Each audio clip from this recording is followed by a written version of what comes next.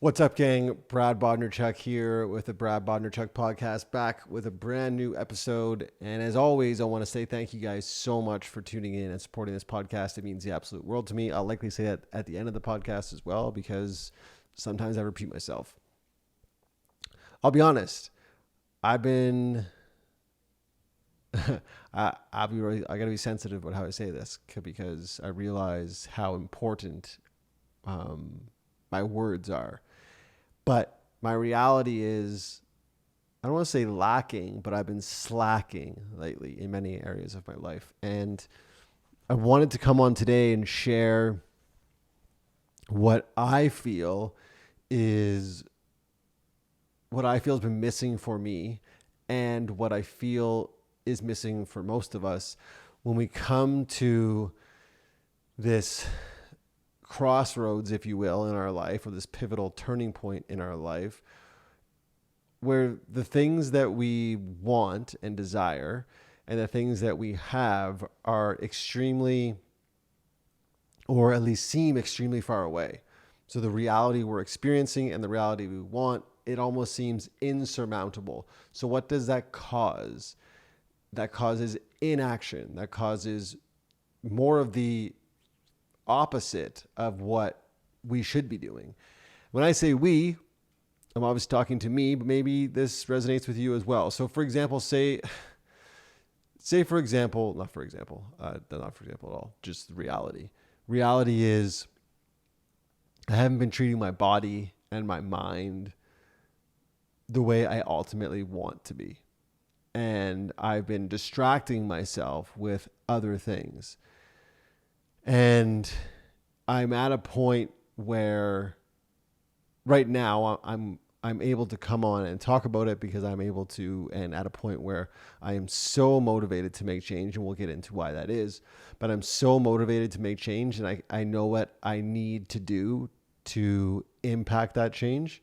And now it's just about taking the action. But for weeks, months even, I haven't been taking the action. And why? Because I've been afraid.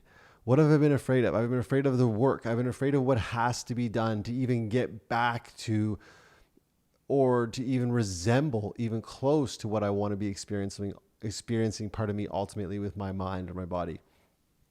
And this is unique to me, and no one else is telling me I need to look or think or exist any certain way.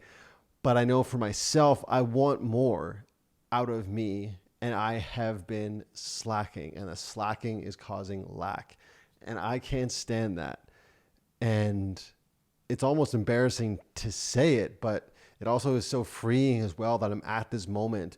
And again, maybe this resonates with you as well. Maybe you've hit your version of rock bottom. And let's be honest, like my version of rock bottom that I'm sharing right now, I've got it pretty good. We live in a beautiful home. We've got two healthy kids, roof over our head, food in our fridge. My rock bottom is pretty okay. But everything is relative, right? Everything is relative.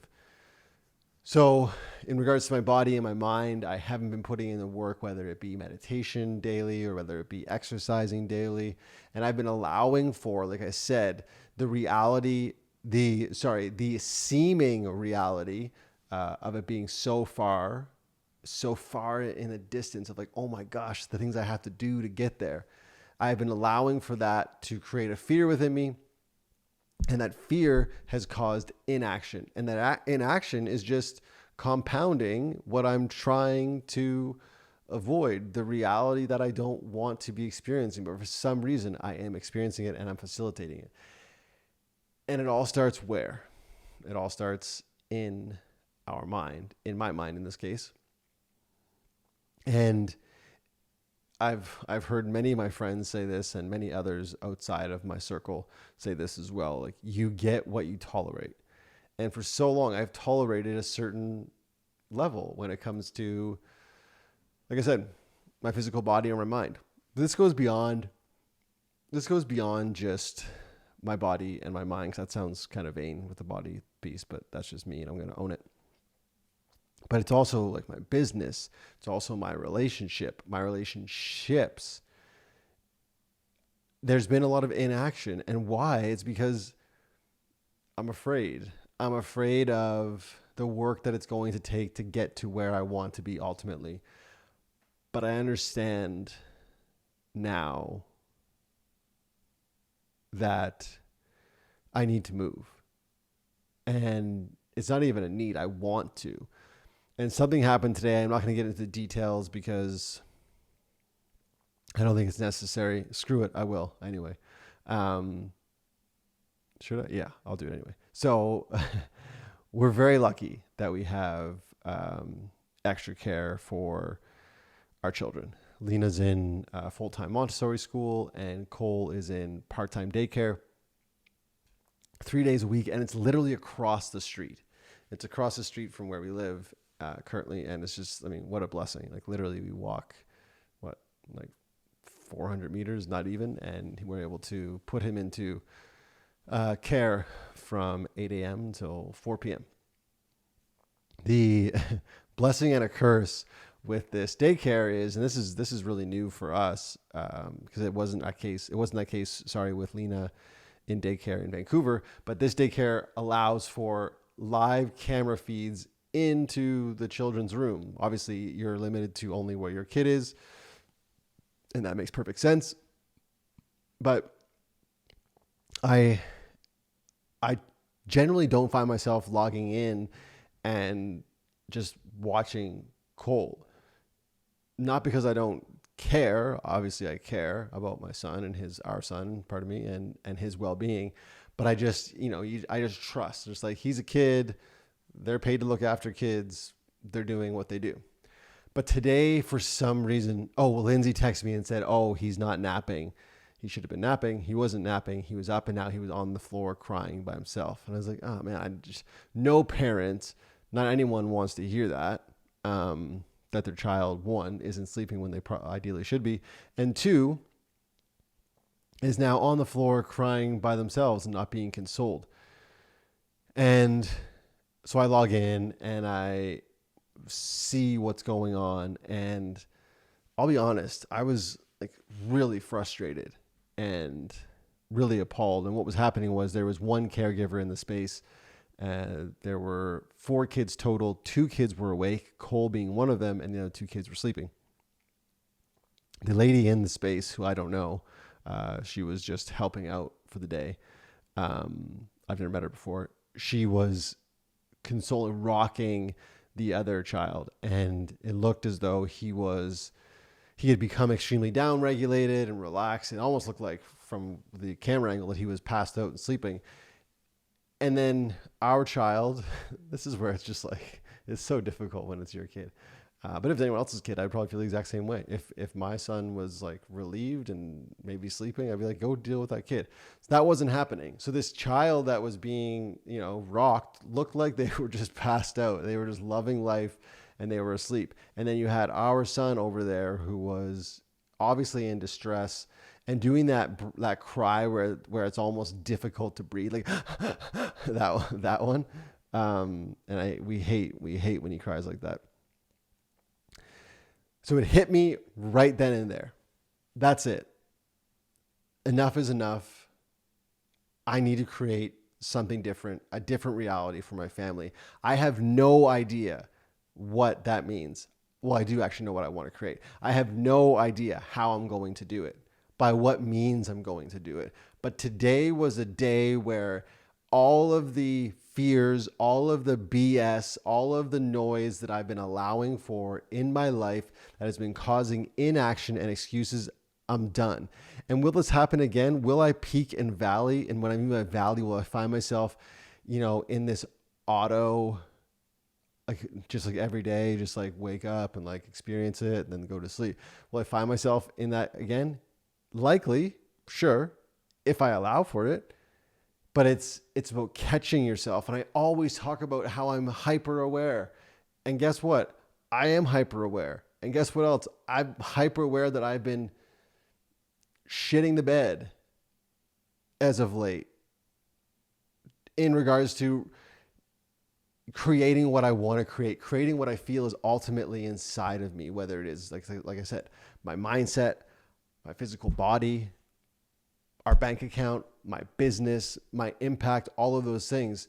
I hit a point today where I thought, No, no more. I'm not going to rely on someone, with all due respect. I don't know why I say with all due respect. I think it's pretty ridiculous that this person was doing this, but they, having Cole there and having him experience that, I took it so personally. And I wasn't upset at the person. I really wasn't. I was upset at myself. I was upset at myself that I wasn't facilitating what I want to facilitate. And we can get into my vision and how that means Cole isn't at daycare on another podcast.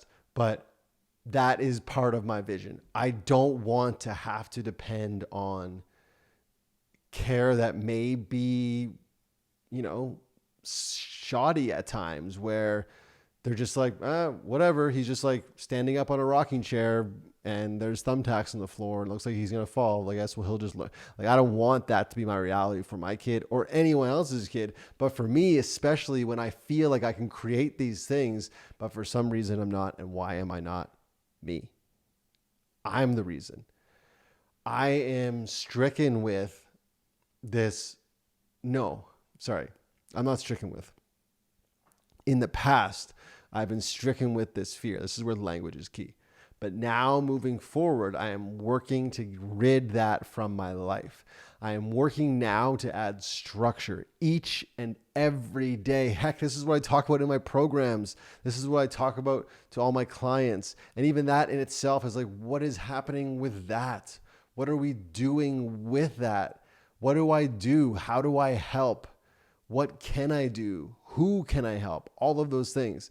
I am going to introduce a predator-like structure to my life and just watch what happens.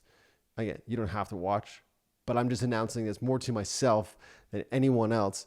This is it. It is April 5th. And for some reason, in the past, I have allowed for this to be acceptable. You get what you allow. What do you allow?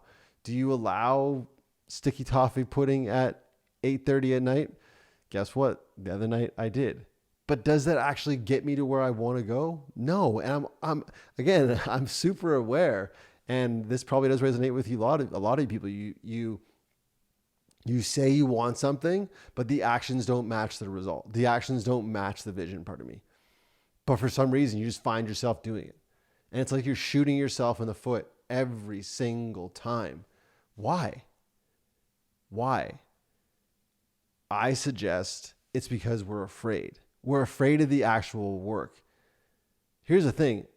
I'm actually not afraid of failing at all. I've failed a ton in my life, whether it's on tests or sports or businesses. I failed a ton. I'm not afraid of failing. What I've realized that I am afraid of is this is hard to say, but I guess it's true. I'm afraid of the work, which doesn't really make sense because there's so many. I'm going to check myself. In the past few months, I've been afraid of the work. In the past, I also have not been afraid of the work. Look at the stuff that I've done. And that's something as well that I want to start doing more and more, is like celebrating. In my book, I even say, like, what are the 3 awesome things that you did this day? In the PM journaling, like, what are 3 awesome things that you did that day? That in itself is celebrating a win. And that's something that I haven't done enough of. And I know that will give me, that little bit of celebration will give me more momentum. So what does all this mean? Why did I come onto the podcast today and start talking about my body, then my mind, then my son at daycare, and my business and my relationship and relationships? Well, because they're about to change dramatically. And I'm not going to get into the details right now. Perhaps I can in each category, what that looks like. And that's something that I need to do as well. That I coach this stuff. Is like, get specific. What do you want? How much money do you want in your bank account? And then act like you have it. Be that person. What kind of relationship do you want? Okay, be that person. If you want love, be love. If you want passion, be passion. Be, do, have. Your career. What do you want to be experiencing in your career? Okay, be that person. Does that person get up and go on social media right away? Or do they get up and meditate? Or do they get up and write down, their financial goals for the day or the week? Do they get up and check their business bank account to make sure there's enough money for the, all the costs that are coming, whatever it is? What do they do? And that's something as well that I am so thankful of. My friend Francis Pichet that came onto the podcast a few weeks ago, and he shared that, and I had never heard of it before. And it's so simple. And guess what? The simplest things in my mind are the most beautiful things. He said, be, do, have. To experience something, you have to already be that way. And that's what we're talking about, matching our vibration with the universe's vibration. And whether you believe that or you think it's hocus pocus, I don't really care. I'm fully bought into that stuff. And I realize it because why? What have I been emitting? What have I been vibrating from my body? Exactly what I have right now. Doubt, laziness, like fear, all these things. And guess what I'm getting? But guess what? I'm also getting messages from the universe like today, and it was an absolute gift. That scene that happened today was a gift because what did it do? It lit a fire under me. And you're listening and you're probably thinking, man, whatever, like that flame's going to die out. Maybe it will. But it's about recognizing it. And then when the opportunity comes, you strike. Now I'm literally going to take that flame that was ignited today and start a blaze and just go, because I don't want to live my life anymore saying what if anymore. And is that difficult? Yeah, it's really difficult. But anything worth having is going to be challenging. Anything worth experiencing is going to be challenging. But here is the key. We must be in the mindset. We must emotionally feel what it feels like to already be that way. And we can't do that when we're having sticky toffee pudding at 8:30 p.m. on a Friday night and telling ourselves, oh, it's okay, you went to the gym today. Obviously, I'm talking about myself. And the sticky toffee pudding was unreal. But does that help the boat go faster? No, it doesn't. Look that up. Google that. I believe it was the Australian men's rowing team. And they committed to, it was kind of their mantra or the question they would ask themselves as they led up to the Olympic Games. They would, as a team and as individuals, they would ask themselves when something was coming at them from external, whether it was a friend wanted to go out and have a beer or someone made sticky toffee pudding on a Friday night, they would check themselves and say, will this help the boat go faster? And if the answer was yes, they would do it. If the answer was no, they wouldn't. I desire so badly, like I said, like that predator, I desire so badly that structure in my life because I know what that structure is going to do. It's going to create every single outcome that I want. Maybe not exactly, but a version of it, I promise you. And guess what? Today made me want it so much more again. And I say enough. Enough with just existing. Enough with just experiencing. No, I'm here for a reason, and I'm going to do it my way. Period. I don't have a choice. I literally don't have a choice. This is within me, and it's just coming through me right now. And everything else is as well. And this, I also have empathy for myself as well. And you guys should as well, listening to this. Place your hand on your heart and say, it is okay. It is okay that you've been doing whatever you've been doing for the past however long. But guess what? Now is your opportunity right now to make a difference and change your reality and everyone else around you that you impact. So I say, for me, that's it. Enough. I've done it before. I can do it again, and I will. So I want to say thank you to that woman today. Didn't matter if they were a woman or a man, but it happened to be a woman. Thank you to that woman today who wasn't giving what I felt was the appropriate level of care to anyone's child, but it happened to be my child. So thank you. Thank you so much, and we'll call her Lady Luck. Thank you, Lady Luck, for helping me open my eyes and going, stop. It's time to get up early. It's time to do the things that you've been avoiding doing. Why? Not because you're lazy, because you're afraid. Stop being afraid. Move. We say it, but we don't understand it. We don't know it. Tomorrow isn't given. We have to move now. What does that mean for you? I don't know. What does that mean for me? Adding more structure, laying out my day, taking time to meditate, taking time to exercise, eating more correctly, focusing in on my business, really, really niching on my marketing and my sales and who do I serve and how do I serve them, what that looks like, bringing in the money I need to bring in to our household to facilitate the vision and the goals that I have for our family. That's what's going to happen. That's what has to happen, because I cannot be on my deathbed, whenever that is, and say, man, I wish I would have, that day where I was like super inspired to move because of what I saw with Cole. And I thought to myself, like, oh man, I want to change his reality and our reality. What if I actually did something that day? What if for my podcast, I got on and was really passionate and recorded something and was like, yes, I'm going to do this and enough is enough. What if I had done that? And then what if I actually did it? What if I actually moved on it? Then what? I don't want to live a what if life. And for the past little while, I'll be honest, I have. I've gotten complacent and I don't know why. I really don't. I keep coming back to fear. And I'm going to have to do some more soul searching into that, because guess what? It's going to come up again, because that's just life. Peaks and valleys, ups and downs.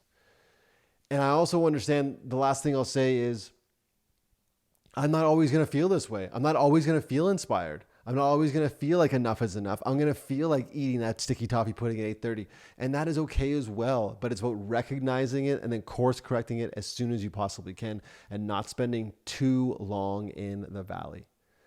So never too high with the highs and never too low with the lows.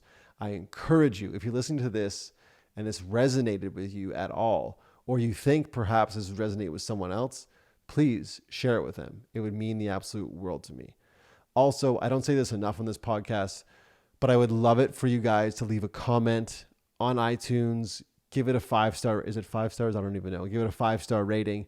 When you do those things, or even head over to YouTube, and comment on the video or like the video. Guys, when you do those things, it allows for other people to see more of the video. So I would appreciate that so much. I love you guys. This is going to turn off. The video is stopping. Have an amazing day. Be good to each other. I will see you next time for a brand new episode. That's it.